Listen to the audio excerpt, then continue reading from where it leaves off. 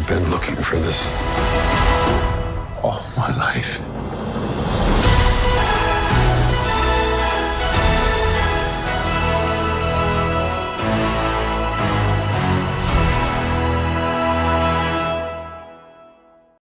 Harrison Ford returns as the legendary hero archaeologist in the highly anticipated fifth installment of the iconic Indiana Jones franchise.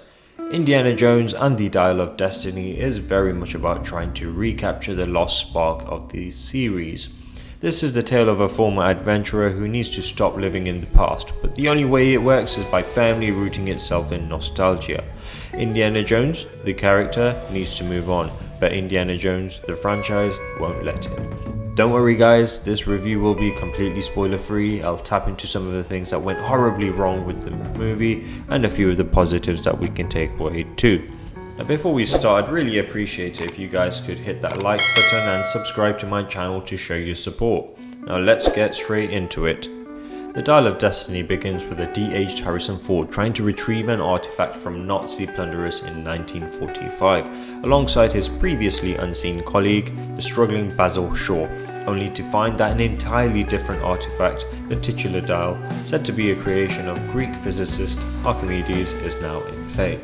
Shaw's role, while small, is a fun one, but he's given the undesirable task of quipping opposite a positively dead-eyed Ford.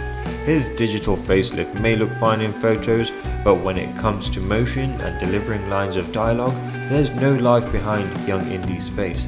This robotic retreat of a familiar icon, one that's becoming unfortunately emblematic of Disney between the Lion King remake and Luke Skywalker's appearance in the book of Boba Fett, sets the tone for pretty much most of the opening of the Dial of Destiny.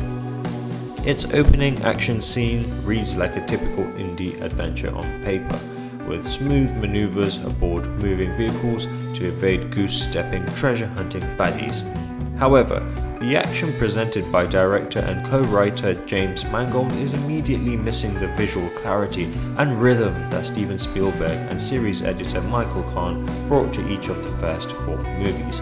Everything feels ever so slightly wrong with its 25-minute opening sequence, with cuts and shot selections ordered correctly enough to convey a sequence of events, but never fine-tuned enough to make its images land with any impact. Add to this the sheer murkiness of what's on the screen, and what you're left with is a spectacle you can barely see, and an adventure movie that feels distinctly unadventurous in its creation. I guess we can take a small positive from this opening, and that's the story begins in quite an interesting place once the prologue finally comes to an end. The year is 1969, and the Apollo 11 astronauts have just returned from the moon, but while the whole world looks towards the stars and to the future, a drunk and miserable Indy remains stuck in the past, which is that he still teaches archaeology. There are also major regrets keeping him from living in the present or looking beyond it, but these warrant only a passing mention over an hour into the story. So what's the Indy 5 plot? Not surprisingly, much of the plot has been kept under wraps thus far, but we do know the film is set in 1969 against a backdrop of the space race, with Indy uncomfortable over the way the US government has recruited former Nazis to help them beat the Soviets to the moon. Daredevil archaeologist Indiana Jones races against time to retrieve a legendary dial that can change the course of history.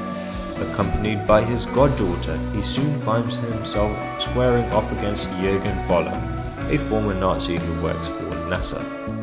With the help of Basil's now adult daughter Helena Shaw, Indy once again ends up on a global treasure hunt in competition with his Nazi enemies, but the Dial of Destiny lumbers from scene to scene, with action that never quite manages to be exciting. There was a glimmer of mischief to the fights and stunts in Spielberg's Indiana Jones movies, which quickly establishes their stakes, but the action in the Dial of Destiny is dull by comparison, whizzing by too quickly to land, and with physics too cartoony to leave a lasting impact. At one point, Indy runs atop of a row of train carts, and the exaggerated movements of his digital stunt double are indistinguishable from those of Woody from Toy Story. Dial of Destiny is loaded with related ironies, though they're mostly extra-textual. On the screen, it's fairly straightforward. A sentimental vehicle, one that hits familiar beats and tells familiar jokes, comfort food to make you feel like a kid again for a little while. The Indiana Jones movies, even the bad ones, have always been pretty fun to watch in a cartoon movie kind of way, while also being aggressively just fine as films. With the kind of enthusiasm, Dial of Destiny fits the bill perfectly. So here's my verdict. By pulling up Indiana Jones out of retirement yet again for a fifth and hopefully final movie, Disney proves that some things should be allowed to end. Or at the very least, it proves that a franchise resurrection should spend at least some of its 154 minutes doing something other than trying to desperately justify its own existence. Earnest final efforts from Harrison Ford and John Williams couldn't rescue a movie so directionless and haphazard, or action that dales to recapture the swashbuckling joys of the originals. But why? Why does this have to go on? By asking why Indy is on this adventure in the first place, and what the character gains on the other side of it, Dial of Destiny concocts paradoxical answers that fail to meet in the middle. It's a film about letting go of the past and moving forward, but one that refuses to do the same. So, that concludes my verdict for what I hope to be the final movie of the franchise. If you enjoyed this video, please take a moment to show your support by subscribing to my channel.